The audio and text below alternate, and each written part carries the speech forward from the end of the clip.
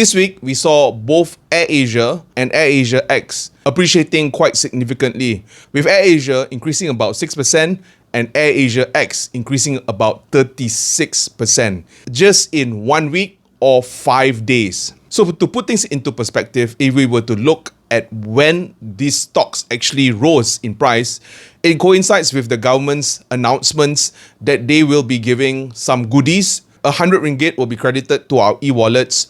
On top of that, there will also be something for the pensioners and also the civil service. All in all, many people expect that there could be a wealth effect where all of a sudden when we get more money, what will happen is that there will be an increase in disposable income.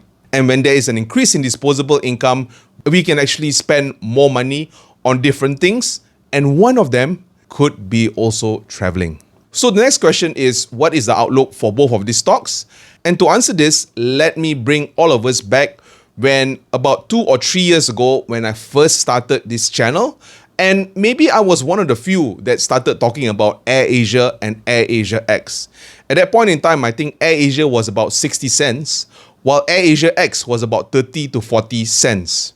At that point in time, one of the reasons why I was looking at these stocks was that I felt that the market oversold both of these stocks. So that was one of the reasons why I was looking at both of these counters. Having said that, after the government have lifted the restriction and more people got to travel, that is one of the reasons why we could see the prices for both of these stocks increase quite significantly.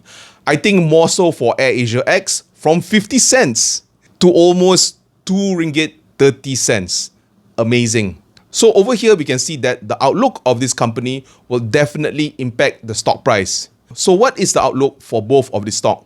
Basically, to answer that, let us look around and we could see that the Fed just increased interest rates. And should the Fed increase interest rate, what may happen is that there could be a gradual slowdown in the economy. And if there is a gradual slowdown in the economy, and if inflation continues to persist, the airline industry could be in for very interesting times ahead.